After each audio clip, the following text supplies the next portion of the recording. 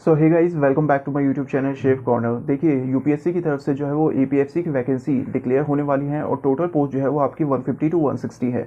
लेकिन बहुत सारे स्टूडेंट्स के मन में जो है वो ये सवाल उठ रहा है कि इसकी जो है वो एज लिमिट क्या रखी जाएगी। और लगातार मुझसे ये क्वेश्चन पूछा जा रहा है कि यूपीएससी की तरफ से एपीएफसी की एज लिमिट क्या होगी, क्या ये 30 होगी, क्या ये 32 होगी या फिर 35 होगी।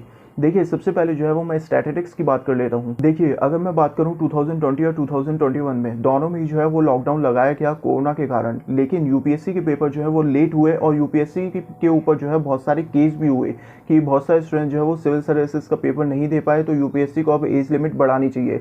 लेकिन यूपीएससी के ऊपर जो है वो इसका कोई भी जो है वो प्रभाव नहीं पड़ा और यूपीएससी ने जो है वो पेपर जरूर लेट करवाए, लेकिन एज लिमिट जो है वो नहीं बढ़ाई। तो यहाँ पे जो है वो हम लोग अगर बात करें यूपीएससी एपीएफसी के 2015 नोटिफिकेशन में, जिसमें जो है यूपीएससी में असिस्टेंट प्रोविडेंट फंड कमिश्नर की जो है वो maximum age limit general category के लिए 35 ईयर्स थी, ठीक है ना। लेकिन अगर मैं यूपीएससी के अभी रिसेंट के नोटिफिकेशंस की बात करूं, जैसे हमारा सेम डिपार्टमेंट ईपीएफओ में जो है वो एनफोर्समेंट ऑफिसर की जगह निकली थी 420, जिसमें जो है यूपीएससी ने एज लिमिट रखी थी 30 ईयर्स। और अभी रिसेंट के नोटिफिकेशन की बात करूं, जिसमें लेबर एनफोर्समेंट ऑफिसर की जो है वो जगह निकली है और इसमें भी जो है वो यूपीएससी ने एज लिमिट रखी है 30 ईयर्स।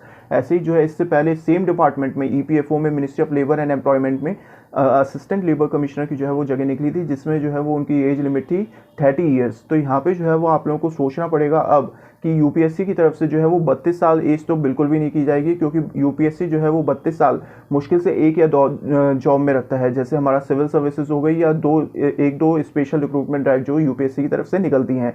लेकिन उसमें मैक्सिमम जो है जितने भी यूपीएससी पेपर करवाता है उसमें मैक्सिमम एज लिमिट जो है वो 30 ईयर्स ही रहती है। तो अगर मैं ये कहूँ कि यूपीएससी के एपीएफसी की तरफ से जो है वो अगर 2015 का नोटिफिकेशन जो है वो वैसे ही रिपीट करता है, जिसमें मैक्सिमम एज लिमिट 35 ईयर्स रखी जाती है, तो ये स्टूडेंट्स के लिए बहुत ही ज़्यादा बेनिफिशियल होगा।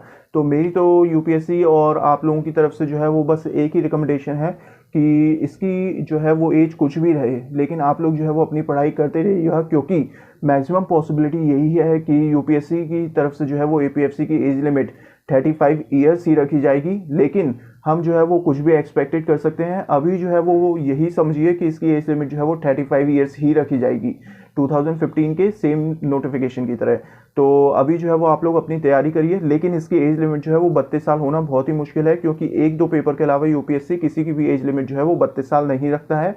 या तो वो 30 साल लगता है या फिर 35 साल लगता है, जो भी स्पेशल रिक्रूटमेंट ड्राइव होती है। मैं जो है वो सारी चीज़ें आप लोगों को दिखा चुका हूँ। अभी जो है वो अपनी तैयारी जारी रखिए, ठीक है ना। तैयारी मत रोकिए, जब भी इसकी नोटिफिकेशन आता है, डिक्लेयर होता है यूपीएससी की तरफ से, उस समय सारी बातें जो है वो ऑब्वियसली आपकी क्लियर हो ही जाएंगी।